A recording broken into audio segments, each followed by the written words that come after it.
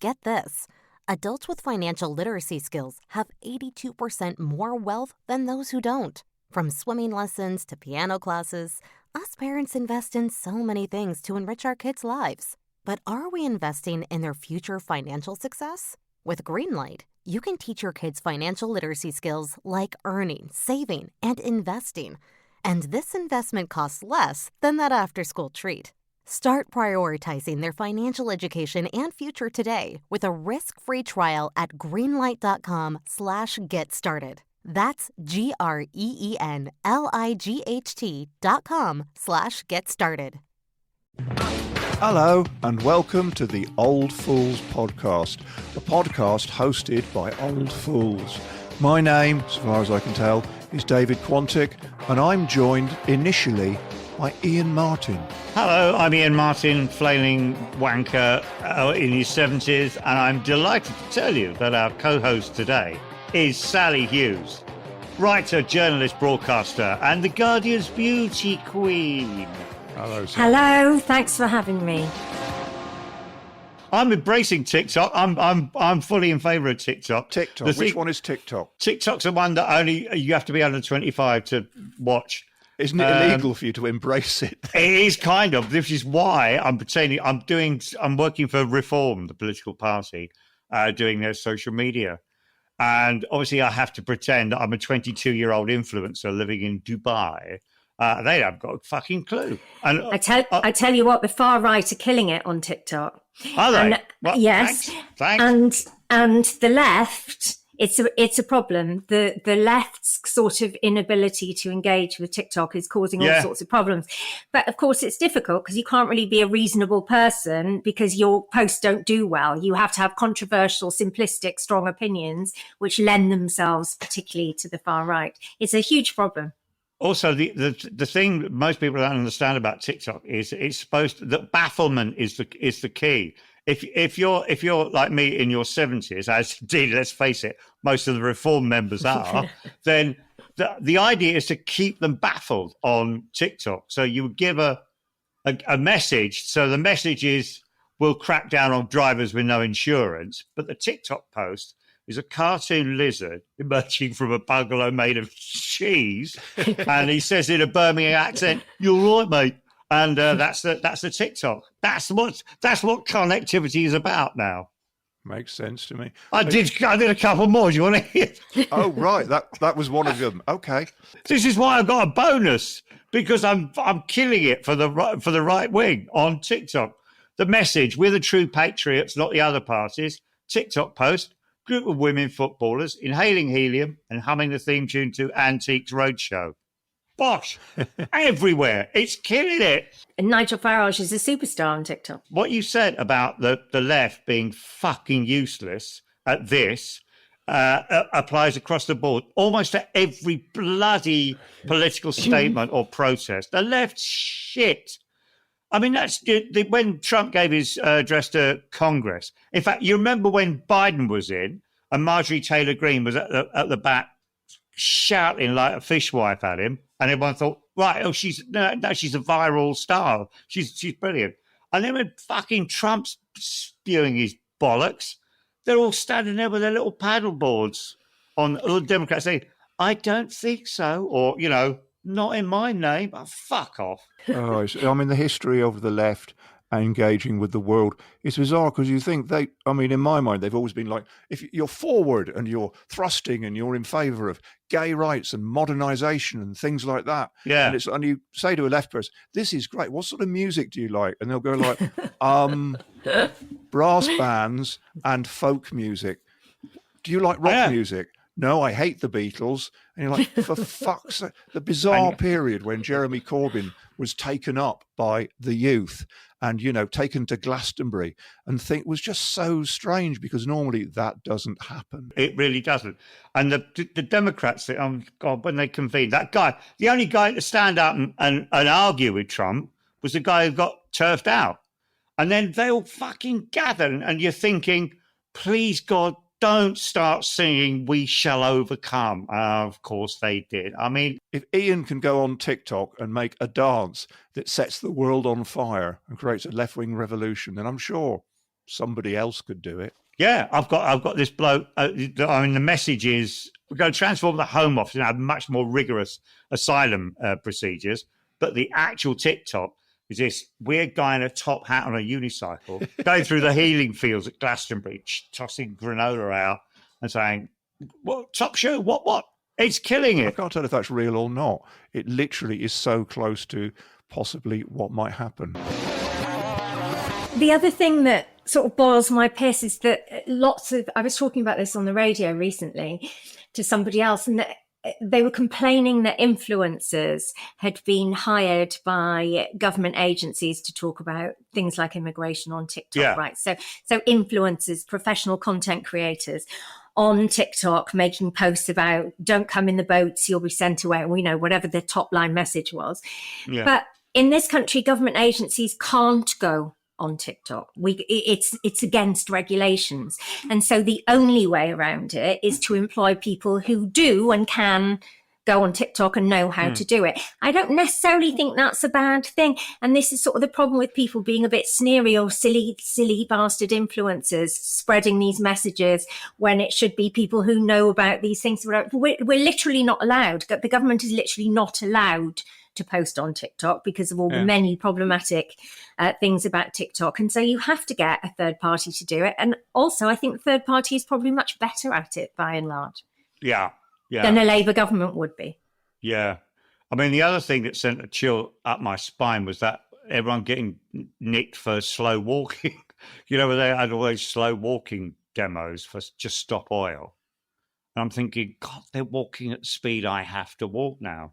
I mean, this is I'm literally going to get nicked by someone for fucking being a just stop oil protester. So I'm fine with slow walking behind someone who clearly needs to walk slowly. I'm less okay with people who have to walk crocodile with their loved one. Or the hand holders. The hand holders. Fuck them. Yeah. I also think there should be a fast track for people with luggage. Yeah, on the tube, like a swimming pool. So you've got a fast lane, a slow lane. Except if they've got a hard suitcase on wheels with a handle, because what the fuck is that all about in this day and age? What do you want then, David Quantick? What do you want instead of a wheelie? Oh, what I want. Do you remember there was a weird period? There was an advert on the London Underground where some bloke was sitting astride a suitcase on wheels that had a cute animal face and was boasting that he had invented it. This sounds like a fever dream of some kind. Yeah. So he invented the wheelie suitcase, or he invented an animal wheelie suitcase? He invented a special animal wheelie suitcase, and he said it was to stop his children getting bored. And you think there's something seriously flawed about your parenting, or there's something seriously brilliant about your parenting if your children can be satisfied by sitting on a suitcase with googly eyes. There's other places I wish I'd fucking thought of that. Literally seconds of fun. So just to clarify, people on a fairly narrow footpath holding hands, they're all right for culling. But an old man like me walking exactly the same pace. Without, I mean, me and my wife walk one behind the other. We're so slow now, we don't want to get in anyone's way. Least of all, fucking joggers. So I quite agree. If someone is held up by age, mobility issues, whatever, that obviously that's fine. If somebody is being held up by being in love and codependency, I'm not. Yeah, fuck those guys. Fuck those guys right up the arse. The thing I really need to ban is reaction time on leaving a building. I understand if you've just got off a plane during a war and you're in an unfamiliar country, a refugee. We've all been there. We've all been there.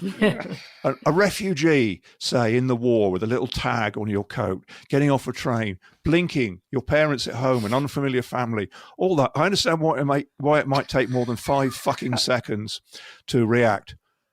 Coming out of fucking Sainsbury's, the need to stand with the electronic door going, unka, unka, unka. Well, they go, what should we do now? Fuck off. That's what you do now. Fuck off and fuck on forever. Yeah. Firstly, I love the fact that your entire kind of idea of immigration is young Vito Corleone on Ellis Island. Where am I going to go? Oh my God! Where are you from? Yeah, mistakenly given the name of his village. Yes, but coming out of the supermarket, get to fuck. And people who load everything onto the conveyor belt, watch it all go past them like the Generation Game, doing nothing, and then realise they will have to locate a card to pay. Yeah. But at the very last minute, it's like, you definitely knew you were going to have to pay for this at some point. You could have used all that time to locate your method of payment. You could have used all that time to think about what you've done. I used to work in a shop. I worked at the Gap for years in various locations across the West End. And at Christmas, the shop would be heaving and I would be on the till and the person would get to the front having waited in a queue for 20 minutes and start shuffling around looking for their wallet or their purse. And you just think, well, you've just been stood here doing nothing. You could have just had it in your hand. Yeah. I tell you who always has it in their hand, a woman with young children. Yeah. A woman with young children will have her card or her phone or whatever ready to go because she's got no fucking time to waste. Everybody else is like shuffling about trying to locate their method of payment.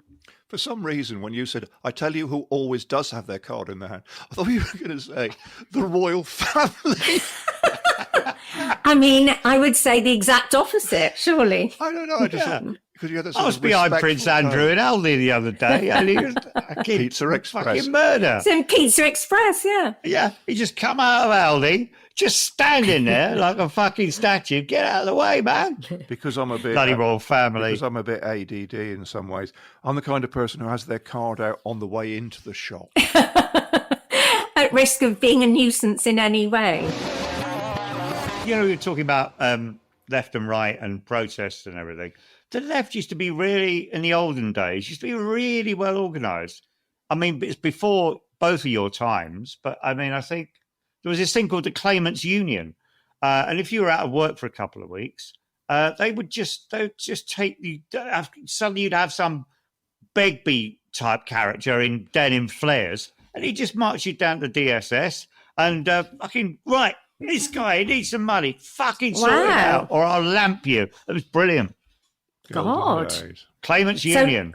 So like a sort of advocate for people for benefits. Absolutely. How bizarre. And also how brilliant. The council won't, I've got 2 children and the council won't house me. They fucking will. The old days. I mean, I'm a Doctor Who fan. And I remember that's all right. There's a whole thing in Doctor Who world. There's a Douglas Adams episode. I won't go on about it. It was never finished. You're like, oh no, that's really sad. Why wasn't it finished? Was someone? And it wasn't finished because there was a minor union issue involving lighting, and they all down tools and fucked off. Nowadays, people are going, but it's Douglas Adams. He wrote Hitchhikers. They're like, fuck that. There's an issue with our membership, and filming collapsed for 2 weeks. And they never finished the episode. Yeah, nowadays it will be like, what about the credit? You need the credit. You need something on IMDb. Carry on. Oh, I mean, can I go? I'm going to go into my bit now. That's a fantastic cue, which is there was a headline in the paper, and senior TV producers take shelf stacking jobs as UK industry remains in crisis. And this was presented in The Guardian in a sympathetic manner to TV producers, those attention-starved bottom feeders of the universe. And we're supposed to be sympathetic for people as though it's the worst thing in the world to stack shelves and it's somehow not as good as producing a TV show. And for me, this is a golden opportunity to go into London supermarkets and find TV producers who've rejected my work, TV producers who've put me down. And as they stand there with their those weird tray things full of, I suppose they're called trays, of goods, of tins and packets, and just go up to them and say, yeah, I really like the way you've arranged these tins. But listen, hear me out. What if we knocked them all down and you did it again?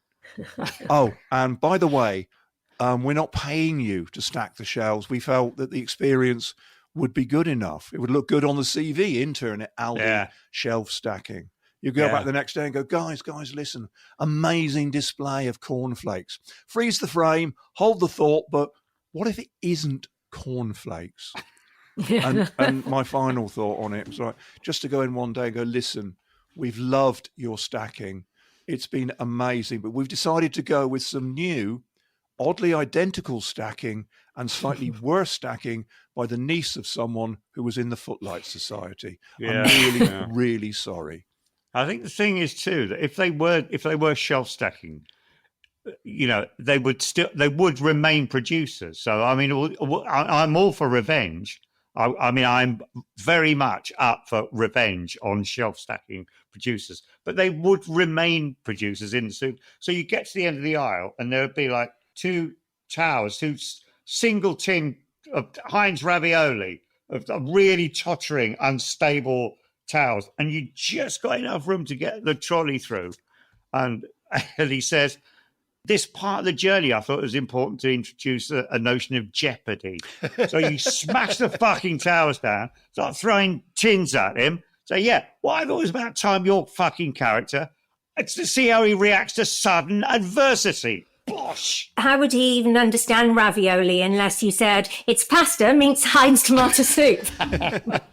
Okay, we're thinking about. Yeah, but this tin. I mean, the thing I've got to ask is, well, two words really. Why now? Or you go to the fish counter, and there he is, the fucking producer, in his little hat, his little fishmonger's hat, and his smirk on his fucking face.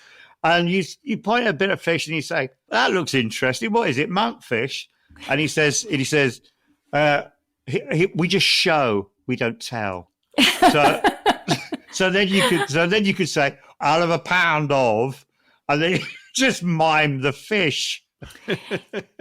And you could say to him, "Sorry, I've made some fish this year already." Yeah, we've had a thing with the fish in the last 2 years. I had a thought about Neighbours, and said, we're very lucky. It's a lovely street, this in Lancaster, and everyone's very twinkly and lovely and helpful and whatnot. But there's always like one just on the periphery of your neighbourhood who's a fucking pain in the ass. And now it's spring; everyone's coming out of hibernation, aren't they? So suddenly you've got neighbours again in the street, and they become a thing rather than an abstract concept. And there's always one about now or a couple of weeks' time who decides that there's this real primeval urge to have a bonfire. I've got to have a bonfire because that's what you do. And those of us with chronic respiratory fucking problems just have to shut all the windows and doors and hope for the best. I think they should shut their windows and doors and have it in the living room. And burn to death. Exactly. Choke to death. Choke themselves unconscious and then burn to death, ideally. Fuck them. As soon as it's dry and warm, people do very noisy things, don't they? They get their strimmers out. We had a strimmer going for ages yesterday, and then there was also someone sanding, not sanding, I don't know what they do to walls, like grinding down walls, grinding down. That went on for bloody hours. As soon as the sun's out, which I have to say is not annoying me, it's making me very happy that the sun's out. It's life-saving. But it does make people unduly noisy in a way that I'm broadly I kind of like, because of. I was a bit ill last week. I spent a couple of days in bed, and it was like a Robert Louis Stevenson about a sad story about a sad invalid boy in bed while the others play. Because I would listen, and I love the strimmers and lawnmowers. They're like metal bees doing their work around the world. Are they? Yes, they are. And I love the suddenness of a skip. And my favourite thing was just the conversations, because normally the conversations around here are just kids at night going, "Yeah, fuck," as they pass your house in sudden rage at your bins. But I was lying in bed during the day, and I heard a mother and daughter, and it was sort of on the lines of something just like the mum going like, "Miriam, be careful. No, Miriam, be careful crossing the road. You'll get run over." I don't mind. So I've got fucking strimmers. I've got a little neighbourly tip for gardeners who are also out in force now that spring's coming, and your green bins get taken away by the council again. If your hedge cutter or strimmer requires you to wear ear protectors, it's too fucking loud for the rest of us, you cunt. There's a tip for you. Yeah, put that on the box. Yeah, put that on the fucking box. I will not rest unless I discuss the thing that annoys me the most in the world. Let's hear it. I've had such a long list going all week that Town Criers was on it at one point. Oh yay! They're bastards, aren't they, Town Criers? I love Town They love it Criers. too, don't they? They They love love it. They've got that very much bunch of keys and a laminate energy about them, haven't they? Yeah. So can't be doing Town Cries. People going on about how much they fancy Stanley Tucci was another one. I've got a long list, but the thing that annoys me the most that I must discuss with you both is people who film gigs. Oh, yeah. Oh, So this is my worst thing in the world, and it has basically ruined the experience of seeing live music for me, or ruined lots of events where I've watched live music. People filming a concert in front of me or within my eye line. right. Filming footage of concert that they will never watch again. Never, ever, ever watch again. They film entire songs, entire tracks, and then what happens to them? I can understand why you get there and you film a few seconds of, hey, I'm up Madonna, or hey, I'm wherever, and you want to put it on social media. Fine. And when I was at Glastonbury one year, Billie Eilish did a very cool thing where she said to everyone, look, for these first 2 songs, do your worst, and then can everyone put their phones away, which I thought was elegantly done. And people did it. But there are people who film song after song after song. They completely ruin the experience. There was one year I was watching the Chemical Brothers at Glastonbury. Love the Chemical Brothers. Very much a you're in the moment, kind of euphoric kind of experiencing the Chemical Brothers. There was a guy in front of me, not just filming on his phone, but filming on his iPad. So a large, like 7-inch iPad. Wow.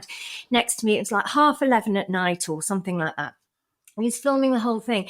And I tapped on his shoulder and said, when are you going to watch this? Like, when are you ever going to watch this? And he said, oh, I might watch it next week or some nonsense. And I said, this is literally being filmed by the BBC. Yeah. You can go home and you can watch this professionally filmed with professional sound engineering for probably the rest of your life. Yeah. And instead, you're recording it on a shitty fucking iPad in my eye line, ruining my life. Yeah. And unfortunately, I went to Hyde Park a few years ago to, those dreadful Barclays Bank things that they do in the summer. I went because a friend of mine really loves Celine Dion. And as much as I cannot be doing with Celine Dion, I felt that because I was given these free tickets, I had to take her as a sort of, I would have felt really bad if I didn't take her. I went, it was hellish in many, many, many ways. But there were thousands of people all around me just watching the entire concert on their iPhones. It's like those people who go around churches in the Far East. You go, I went into, when it was Armenia, you go to this very famous, very old church. You go in and the splendor, the majesty of it, the numinous fucking poke in the face. But there's Americans walk into the room with a video camera like that, scan the walls like that, and walk out of the room, never having actually seen the thing. In Nazareth, they've got the spot where Jesus was born. It's a holy kind of pilgrimage. There's a fucking nun sitting there looking after this hole in the floor.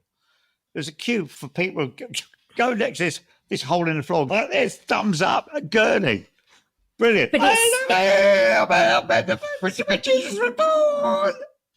But it's not about the experiences. It's about the sort of acquisition of social currency. It's like, I need to show people I have been here. I need to tick it off the list. I own this. I've been to this exact place. I've seen this band. And it's not enjoying the band or witnessing the spectacle. It's about showing people that you've owned it. It drives me up the wall. Yeah. It's like seeing things through a filter, removing the rawness of life in a way. But in the case of Glastonbury, for what, 700 quid for a ticket that other people desperately want, you're going to go and 700 quid?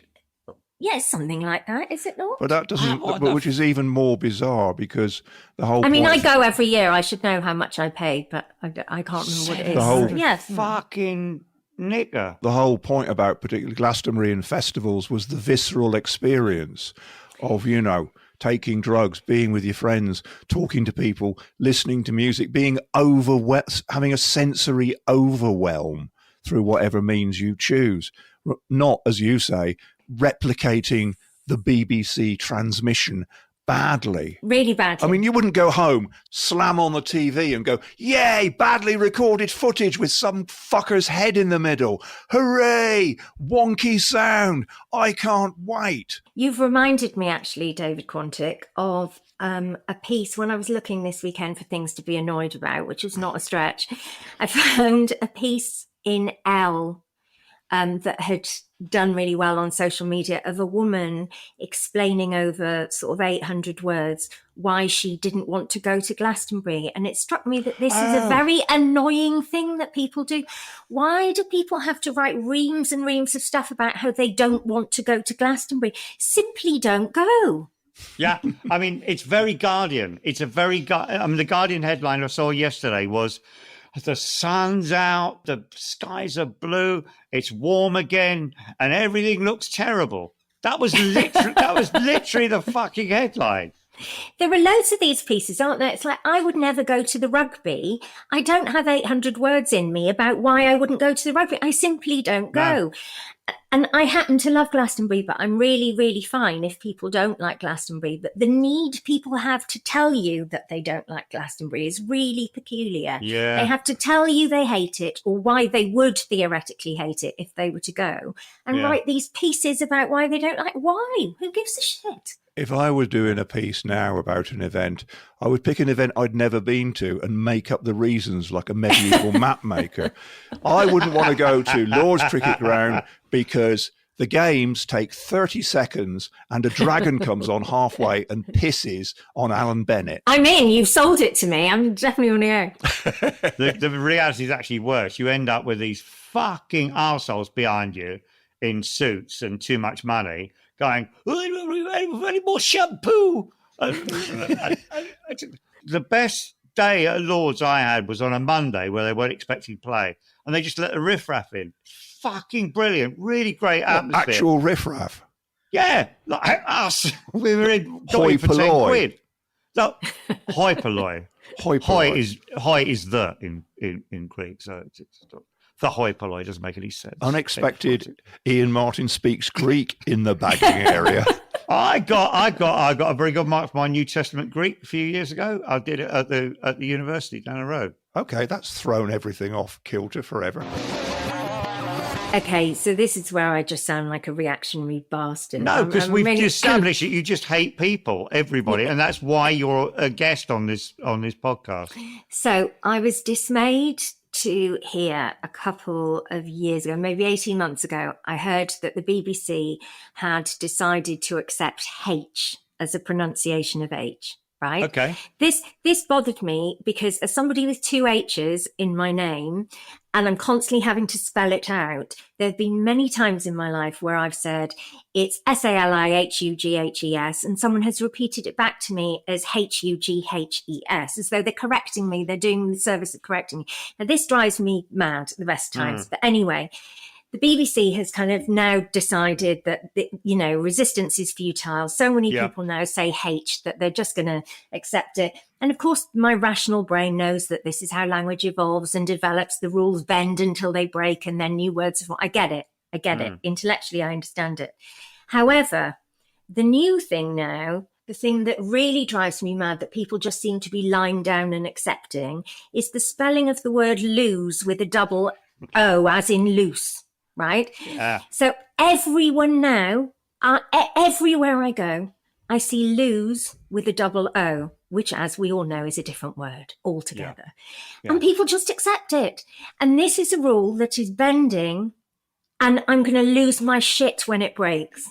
I think you're going to have to deal with it. I mean, like you, I was appalled when I think one of my children or a nephew came home from school and used the H thing. On the other hand, I know a multiple Emmy Award-winning writer who relentlessly says H because his ancestry is Irish, and there's a lot of pronunciation, whether you're Protestant or Catholic, it's part of your makeup. And I've just tried to, this is the thing, I'm at the stage now where I have to let go. I mean, people can't spell the fucking 3-letter word two Too much. Ian, it's been too long. It's fucking too short. It's T-O, not T-double-O. Fucking hell. But I'm letting that go. I'm letting it go. So it really sounds like you're at peace with it. I'm fucking letting it go. But this is where it does become problematic, isn't it? The cultural sensitivity of it, in that British people with a rising inflection drive me mad. You go to Australia and that's just how Australians speak. They have a rising inflection. You just have to accept it. At which point do you become a sort of UK reform party where you're like, keep Britain British about it, and then you have to be appalled with your own actions and stop going on about it? It's a difficult one. In our house, we have a whole debate about the bath thing. Jenna being from the Midlands and Partwell. That's accent. Yeah, that's fine. But it annoys me because I get, as usual, accused of using a southern pronunciation, whereas I'm from the southwest and we don't say Bath or Bath, we say Bath. And you live in Hastings. Yeah, where now people are just like, what, mate? What are you talking about? Do you want a bath or not? So in the South Wales valleys, which is where I'm from, you say Bath. My husband, who is from the north but significantly posher than me, much posher than me, says Bath. So I think it's just an accent thing. It's not even a class thing. It's I'm from the valleys and say Bath. He's from Poshville and he says Bath. Yeah, it's become a bit of a point. Like, oh, canal is a weird thing when you suddenly say the word canal and people are looking at you like you're Boris Johnson riding a swan. Canal rhyming with banal. That's not a thing. What? Is it? So is it just me? Yeah, it's just you fucking idiot. Canal. I'm swimming down a canal. Sally, you're a generation down from me, and I bet you use some things that I would find unacceptable, but which I'm just going to have to accept. I mean, yeah. Are you on board with the whole switch, for example, of cringe from verb to adjective? So I've got teenagers. They say loads of stuff that I simply don't understand. They say that yes, they would say cringe. They also say hype and fire. That like just oh no, I don't like that. When people say it's cliche. It's so cliche. It's like so cringe. It's so cliche. Fucking make your mind up. Is it a noun, a verb, or a fucking adjective? I don't have a policy. There's lots of stuff I accept about the way teenagers speak, and it's fine. There are some things rub me up the wrong way. Well, H is definitely one of them. I tell you what else. My husband and I have this sort of form of like compulsive speaking where we correct automatically in unison people who say and I all the time. Oh my God, the eye roll. When they mean and me. Yeah. So people who constantly say and I, because they think they're being partial, correct, or whatever. Master Chef. And immediately we shout at the telly, and me. Yeah, and me. Tonight you'll be cooking for Greg and I. Fuck off. Yes. That is absolutely infuriating. But I think that's infuriating because it's people trying to sound correct. So formal and harsh, yeah. It's exactly. Formal, exactly. And I think maybe I'm totally forgiving of chit chat and slang. I'm not forgiving of things that are more formal. They're like broadcasting standards and stuff. But it's also useful grammar. It actually makes better sense. It means something. Yeah. Yeah, whereas saying resonant is just the new word for top hole. Yeah, but the me I think is infuriating because it's a very, very simple rule. If you take everything out apart from yourself, you wouldn't say tonight you'll be cooking for I. Well, actually, you might because you might if you were a white Rastafarian from a sitcom. Or your mates down in the southwest with the old fucking strumpy and whatnot. The old fucking strumpy and whatnot. Well, he's all, you know where he be. Blackburn George, you know where he be. All that. Yes, that's a searingly accurate description of life. He be happy on Wurzel Tree and I be happy. And I be happy. He sees I and I see thee. I see thee, you know, right. Clearly, neither of you have set foot outside the metropolitan area. I'm in fucking Lancaster. I can't help that. I think it's about maybe people who slightly fancy themselves as they're saying it. And I think the and I people, and the H people are slightly digging themselves as they say it. I think that's maybe the thing that bothers me. Lose and loose is a minefield. I mean, lose and loose is ridiculous. I'm the same with 2 and 2. Shut up, Ian. Are we done?